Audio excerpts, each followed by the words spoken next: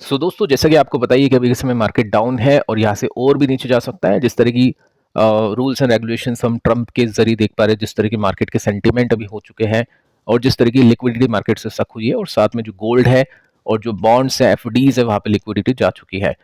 तो प्रेशर काफ़ी है, काफ़ी बड़े क्रैशेज हमने देखे ट्रंप की वजह से। तो ऐसे जब भी क्रैशेज होते हैं तो उसके अंदर इन्वेस्टर मौके देखता है फियर के अंदर। जैसे हमने देखा 2003 का डॉट कॉम बबल, अब वहाँ पे किसी ने टेक कंपनीज में इन्वेस्ट किया होगा क्योंकि 80-90% के साथ में क्रैश थी, तो बहुत पैसा बना है। 2008 का क्रैश, फाइनेंशियल मार्केट क्रैश हुआ था, उसके अंदर हर एक कंपनीज गिरी थी, उसके अंदर भी काफ़ी अच्छा पैसा बना। उसके बाद में छोटे मोटे क्रैशेस थे 16 में बोल सकते हैं आप। फिर बड़ा क्रैश हमने देखा 2020 में, उसके बाद में मार्केट ने काफ़ी अच्छा परफॉर्म किया। फिर हमने देखा 22-23 में रशिया यूक्रेन के समय, और उसके बाद में 25 में एक काफ़ी अच्छा क्रैश हम बोल सकते हैं और काफ़ी बड़ी गिरावट हम बोल सकते हैं, जिसकी रिकवरी की एक्सपेक्टेशन डिले है, क्योंकि चीज़ें कुछ ऐसी है जिसमें टाइम लग सकता है रिकवरी आने में, क्योंकि जो पॉलिसीज है अभी ट्रंप की, अभी वही क्लियर नहीं है। आगे चल के कितना टैरिफ लगेगा, अभी रिटेलिएशन हो रहा है चाइना की तरफ से, तो उसको कितना चेंज किया जाएगा, नहीं किया जाएगा, या कुछ और होगा, तो अभी क्लियर नहीं है वो।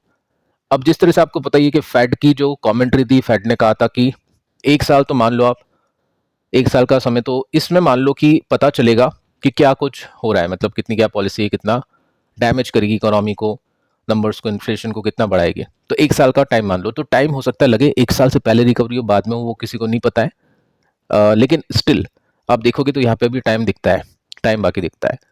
तो देखिए, ऐसी मार्केट की सिचुएशन के अंदर क्या होता है, स्टॉक्स नीचे होते हैं, लार्ज मिड स्मॉल, तो उनके ऊपर डिस्कशन करते हैं और डिटेल में देखते हैं कि क्या मार्केट की सिचुएशन अभी बनी हुई है। अब देखिए, जो ट्रंप का टैरिफ है उसकी वजह से 11 लाख करोड़ साफ हुए थे। अभी रिसेंट जो क्रैश हुआ था मार्केट के अंदर, नेस्डेक भी गिरा है 5 to 6%, S&P 500 गिरा है, डाउ जोन्स गिरा है, तो उसके अंदर $2.5 ट्रिलियन का मार्केट कैप साफ हो गया। तो अल्टीमेटली पैसा किसका गया? इन्वेस्टर्स का गया, क्योंकि इन्वेस्टर के पैसे लगे होते हैं। ठीक है, यहाँ पे आप देखोगे हेडलाइंस आपको देखने को मिलेगी कि 2025 का बड़ा मार्केट क्रैश आने को है। अब ये सब रिसेंट क्रैश जो अभी हुए हैं नैस्डैक में, डाउ जोन्स में, उसके बाद से ऐसी बातें होना शुरू हो चुकी है, जो कि नॉर्मल है। जब मार्केट गिरेगा तो डेफिनेटली बैड न्यूज़ होगी कुछ ना कुछ, और बैड न्यूज़ होगी तो फियर होता है, फियर होता है तो इस तरह की बातें होती है। डेफिनेटली हो सकता है मार्केट में 2025 में इससे भी बड़ा क्रैश आ सकता है, हो सकता है नहीं आए, लेकिन किसी को नहीं पता है। लेकिन ये सब चीज़ें हम इसलिए देखते हैं क्योंकि अपने को इससे आइडिया लग चुका है कि मार्केट का सेंटीमेंट वीक है। अगर कोई छोटी सी भी खराब न्यूज़ आएगी ना, तो वो बहुत बड़ा डैमेज करके जाएगी मार्केट को। इसकी एक्सपेक्टेशन यहाँ पे इन्वेस्टर करता है ऐसी चीज़ें देख के, तो इस वजह से हम ये सब पढ़ने की कोशिश करते हैं। अब देखिए डाउ जोन्स में क्या हुआ था, क्लोजिंग देखी होगी आपने, यहाँ पे देख सकते हैं, नहीं देखी तो आपने, 5.5% के साथ में क्रैश था। ओपन मार्केट में हमने बातचीत की थी, नीचे था, उससे पहले भी इतना गिरा था मार्केट यूएस का, यहाँ पे हमने देखा था इसको कहीं पे। उसके बाद में देखिए डाउन ट्रेंड, तो सेलर्स ने बेचा नहीं है अभी कंप्लीटली। आप देखोगे जब तक मार्केट बंद हो रहा था, जब तक सेलर्स हावी थे। हो सकता है कि मंडे को भी बेचें, या हो सकता है थोड़ा सा पेंडिंग हो अभी कुछ बैड न्यूज़ आना, क्योंकि टेक्निकल्स तो हमको यही बताने की कोशिश करें, मतलब जो ट्रेंड है इसका वो यही बताने की कोशिश कर रहा है। नैस्डैक को देख लेते हैं, 6% के साथ में क्रैश, देखो कितनी बड़ी बात है। कोविड के बाद में ऐसा क्रैश आपने अभी देखा होगा, रशिया यूक्रेन में इतना गिरा नहीं था, एक दो बार गिरा था डेफिनेटली, लेकिन यहाँ पे तो कुछ दिनों से काफ़ी बड़ी पिटाई हम देख पा रहे हैं। अब देखो यहाँ पे भी ट्रेंड इसका वीक है, लोअर लोज के साथ में नीचे गिर रहा है, तो ट्रेंड इसका काफ़ी वीक है, जो आपको बता रहा है कि यहाँ पे सिचुएशन खराब हो सकती है यूएस मार्केट में। उसकी वजह से जो अपनी टेक कंपनीज हैं, आईटी कंपनीज है, उसको देखो, मैं आपको पहले बता चुका था कि वैल्यूएशन बहुत ज़्यादा है, तो वहाँ पे तो थोड़ा सा फोकस रखना ही है, क्योंकि जब टैरिफ हो रहा था तो बाकी सेक्टर्स के ऊपर ध्यान था, आईटी के ऊपर था ही नहीं। मैं आपको बता रहा था 2017 में, 18 में आईटी कंपनीज में क्या हुआ था, तो वो सब चीज़ें आईटी कंपनीज में रिपीट होगी ऐसा मुझे लगता है वापस से, और ये सब चीज़ें आपके सामने है। तो नेस्टेक गिरता है तो इतना गिर चुका है कि 20% से भी ज़्यादा नीचे आ चुका है। अब इसको क्या बोलते हैं, जब भी कोई इंडेक्स 20% से नीचे गिरता है तो उसको हम बेयर मार्केट बोलते हैं। ठीक है, तो बेयर मार्केट के अंदर जब कोई इंडेक्स चल जाता है तो उसमें रिकवरी डिले होती है, क्योंकि कुछ इतना बड़ा हो चुका है कि सेलर ने काफ़ी बेच दिया, और वो वेट करेगा, वो वेट करेगा, एकदम से बाय नहीं करेगा, और बाइंग नहीं होगी तो ऑब्वियसली मार्केट अच्छा परफॉर्म नहीं करेगा। बाय करने के लिए, बाइंग आने के लिए कुछ बहुत ही बड़ा चेंज होना चाहिए पॉजिटिवली, जो भी दिखता नहीं है। ठीक है, अब देखोगे तो यहाँ पे आपको एक काफ़ी बड़ा कट देखने को मिलेगा।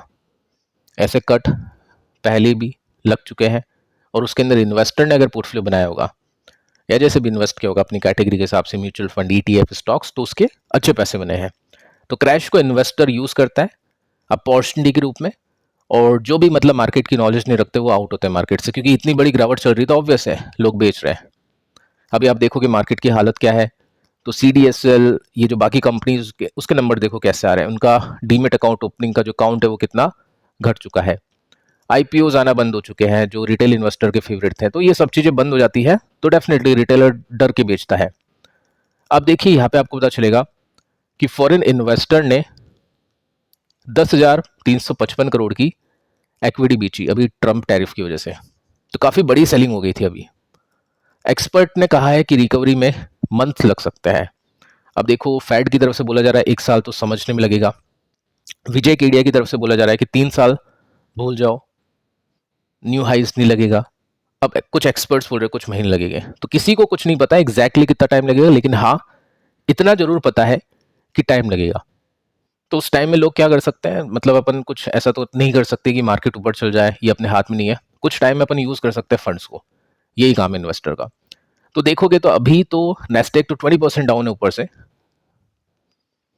बट निफ्टी 14% डाउन है, और रशिया यूक्रेन में 18% गिरा था, तो गैप अभी है, जगह अभी बाकी है।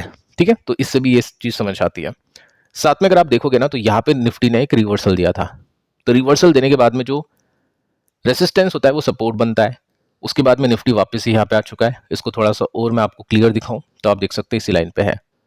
तो इसका मतलब ये है कि अभी भी निफ्टी प्रॉपर डाउन ट्रेंड में नहीं है। अगर इसको ब्रेक कर दिया निफ्टी तो डाउन ट्रेंड में निफ्टी एंटर कर जाएगा, पिछले वीडियो में जो हमने मोमेंटम इन्वेस्टिंग को सीखा था उसके हिसाब से।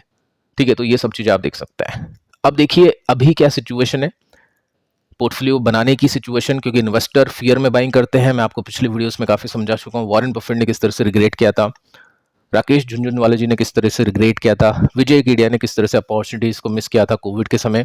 ठीक है, तो वो सब चीजें होती है। तो कैटेगरीज होती है large cap, mid cap, small cap, तीनों को देखना होता है। तो फंड आता है मल्टी कैप, जिसमें मल्टी कैप होती है, लार्ज, मिड, स्मॉल। वो क्या करते हैं, लार्ज में लार्ज इन्वेस्टमेंट, मिड में मिड इन्वेस्टमेंट, स्मॉल में स्मॉल इन्वेस्टमेंट। और थोड़ा आपको फ्लेक्सिबिलिटी चाहिए तो उसमें फ्लेक्सी कैप फंड आता है, उसमें फ्लेक्सिबल होता है। अगर फंड मैनेजर को लगेगा कि लार्ज से ज़्यादा पैसा मिड में लगा दूं, लगा देगा वो। उसको लगेगा पैसे नहीं लगाऊं, लिक्विड फंड में रखूं, कैश रखूं, एफडीज करा दूं, गोल्ड ले लूं, यूएस मार्केट में कर दूं, कर देगा वो। तीनों कैटेगरीज में अलग अलग देखना है तो फिर हम देख सकते हैं अलग अलग फंड्स को। ठीक है, ये सीखने के हिसाब से बता रहा हूँ, ऐसा कुछ नहीं कि आपको यहाँ पे इन्वेस्ट करना है, क्योंकि पैसा आपका है, प्रॉफिट लॉस दोनों आपका है।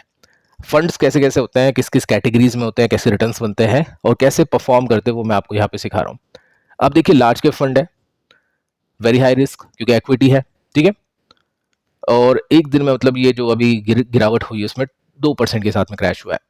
एनुअल रिटर्न्स को देखें, ये क्या होते हैं, CAGR होते हैं, कंपाउंड। 26% के CAGR 10 साल में आते हैं, तो पैसा 10 साल में 10 गुना होता है, तो इस हिसाब से CAGR देखा जाता है। अब देखो यहाँ पे म्यूचुअल फंड में जो भी इन्वेस्टर इन्वेस्ट करता है लार्ज कैप से 10% की एक्सपेक्टेशन करता है, 12% मान लो ऐसे कुछ करके। मिड कैप से थोड़ी सी ज़्यादा कर लेगा, स्मॉल कैप से और ज़्यादा कर लेगा। वो भी जब करेगा जब वो नीचे खरीदता है, गिरावट के अंदर खरीदता है। अब यहाँ पे देखो 16% की CAGR है। उसके पीछे का जो मेन रीज़न है वो ये तेजी है आफ्टर कोविड, तब जाके 16 दिखता है, नहीं तो ये 10% का था। तो 10% की एक्सपेक्टेशन हम करते हैं लार्ज कैप से। ठीक है, तो कंपनीज है, सिंपल कंपनीज है, HDFC, रिलायंस, ICICI। ठीक है, ये कुछ कंपनीज होती है। मिड को देखता है तो मिड कैप ने 20% के CAGR को निकाल के दिया है, जहाँ की वहाँ पे 15-16 दिख रहा था, लेकिन गिरावट देखो एक दिन में कितना पैसा टूटा, वहाँ पे 2% टूटा तो यहाँ पे 3% टूटा। तो इसको झेलने की क्षमता ज़्यादा होनी चाहिए, इसमें रिकवरी में टाइम लग सकता है। ठीक है, तो वो सब चीज़ें आपको पता होनी चाहिए। रिस्क है तो रिवॉर्ड भी है, रिवॉर्ड है तो रिस्क भी है। अब देखो यहाँ पे कैसा परफॉर्मेंस है, 20% का CAGR है, चार्ट सेम है, लेकिन यहाँ पे भी इस तेजी की दम पे अच्छी यहाँ पे ग्रोथ मिली, तो इसमें एक्सपेक्टेशन कर सकते हैं हम 14 to 15% की। ठीक है, अब इसके बाद में कंपनीज आप देख सकते हैं कौन कौन सी कंपनीज है, टॉप होल्डिंग्स है, 10 कंपनीज है, चेंज होता है। अब परसेंटेज अगर आप देखोगे लार्ज कैप में ज़्यादा था, टॉप होल्डिंग के पास में 3% नहीं था, ज़्यादा था। अब यहाँ पे परसेंटेज कम हो चुका है क्योंकि ये रिस्की कैटेगरीज है, तो डर डर के इन्वेस्टर इसमें पैसे लगाता है। स्मॉल कैप, अब यहाँ पे 5 साल के रिटर्न है जो कि 38% के हैं, सबसे ज़्यादा गिरावट इसमें हुई थी 3%। तो वही बात है, यहाँ पे ज़्यादा रिटर्न है, ज़्यादा रिस्क है। अब इसमें 5 साल का डेटा है, 5 साल का डेटा है 38% का। मैं 10 साल के हिसाब से अपन बात करते हैं तो इसमें मैक्सिमम 18% की एक्सपेक्टेशन कर सकते हैं इन्वेस्टर। 18-20 बहुत अच्छा हो गया तो 20, 18-20 ठीक है।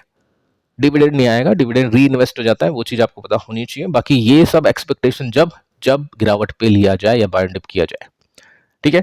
तो इन कैटेगरीज में इन्वेस्टर देखेगा, तीनों कैटेगरीज होती है। मिक्सअप करना है तो उसके लिए मैं आपको कैटेगरीज बता चुका हूँ, उसको आप पढ़ सकते हैं, सीख सकते हैं। अब यहाँ पे देखो होल्डिंग परसेंटेज और कम हो चुका है, 3 से भी नीचे हो चुका है, तो यहाँ पे ज़्यादा रिस्क है, तो कंपनीज ज़्यादा होगी और वेटेज कम होगा। अब स्मॉल मिड में इन्वेस्टर इतनी रिसर्च नहीं कर सकता है, बहुत डिफिकल्ट होता है। लार्ज में, मिड में चलो फिर भी कर ले, स्मॉल में बहुत डिफिकल्टीज होती है, तो उसके लिए काफ़ी इन्वेस्टर्स फंड की तरफ जाना पसंद करता है, ठीक है। तो ये सब चीज़ें आप नोट कर सकते हैं। बाकी दोस्तों कल के वीडियो को आप देख लेना, काफ़ी इंपॉर्टेंट है, काफ़ी कुछ आप यहाँ से सीखोगे। तो मिलता है अगले वीडियो में, तब तक के लिए बाय बाय।